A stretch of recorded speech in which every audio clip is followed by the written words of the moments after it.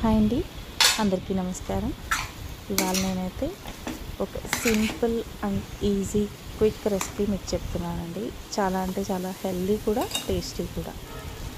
ఇందులోకైతే నేను రోటీస్ చేశానండి.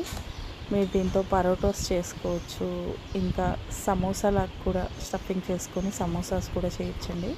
నేనైతే 2-3 విధాలుగా యూజ్ చేస్తాను దీన్ని. ఇప్పుడైతే ప్రాసెస్లోకి వెళ్ళిపోదామండి. ముందుగా అయితే ఒక కడాయి పెట్టుకున్నాను. ఆ కడాయిలో కాస్త ఆయిల్ వేసుకొని ఆవాలు ఇంకా జీలకర్ర వేసుకున్నాను.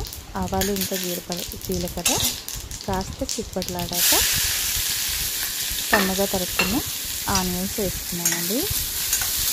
ఆనియన్స్ కాస్త పచ్చివాసన పోయే వరకు వేయించుకొని ఆ తర్వాత గ్రీన్ పీస్ ఒక బౌల్, ఇంకా బీట్రూట్ కూడా ఫైన్గా చాప్ చేసుకున్న బీట్రూట్ కూడా ఒక బౌల్ వేసుకున్నాను.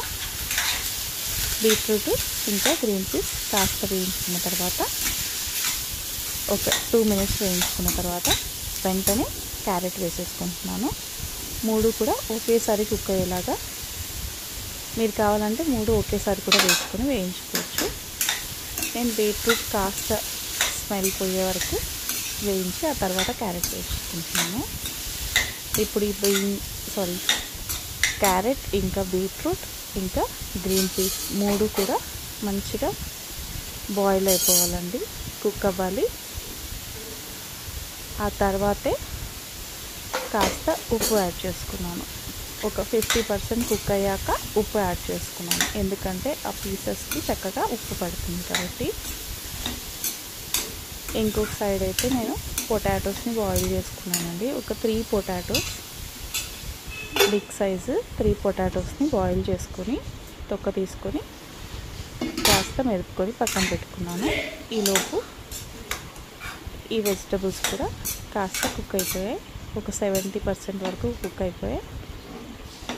మిగతా 30% కుక్ అవ్వాలి.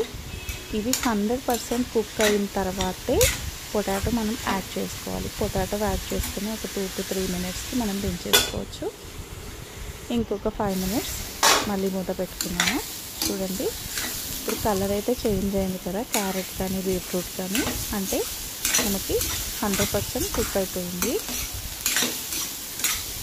కానీ ఒక్కసారి వేయించుకుంటున్నాను. ఇది అయిపోయింది. ఇప్పుడైతే బాయిల్ చేసుకున్న పొటాటోని వేసేసుకుంటున్నానండి. ఈ కర్రీ చాలా అంటే చాలా బాగుంటుందండి. మామూలుగా క్యారెట్ కర్రీ చేసినా, బీట్రూట్ కర్రీ చేసినా పిల్లలు తినరు కదా, ఇలా చేసి పెట్టండి. మనం సమోసాస్ చేయొచ్చు, పరోటాస్ చేయొచ్చు, డైరెక్ట్గా దీన్ని చపాతీలో కూడా తీసుకోవచ్చు. ఇప్పుడైతే ఉప్పు ఇంకా కారం ఇంకా కాస్త ధనియాల పొడి వేసుకుంటున్నాను. మీరు కావాలంటే కారం ప్లేస్లో పచ్చిమిర్చి పేస్ట్ కూడా వేసుకోవచ్చు.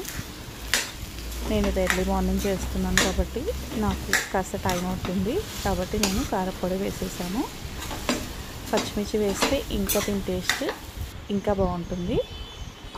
కాస్త మొత్తం అన్నీ కలిపే వరకు ఒక్కసారి కలుపుకొని ఆయిల్ మీకు ఏమైనా తక్కువ అనిపిస్తే ఆయిల్ వేసేసుకోవడమే. ఇంకొక సైడ్ అయితే నేను చపాతీలు కూడా రెడీ చేసేసుకున్నాను. అంతేనండి, చాలా సింపుల్ రెసిపీ అండి, కానీ చాలా అంటే చాలా టేస్టీగా ఉంటుంది. పైనుంచి తరుక్కున్న కొత్తిమీర వేసేసుకోవడమే. ఒక్కసారి తప్పకుండా ట్రై చేయండి. మీకు కనుక ఈ వీడియో నచ్చినట్లయితే నా ఛానల్ని సబ్స్క్రైబ్ చేసుకోండి. మరిన్ని మంచి వీడియోలతో మళ్ళీ మీ ముందుకు వస్తాను. Thank you for watching.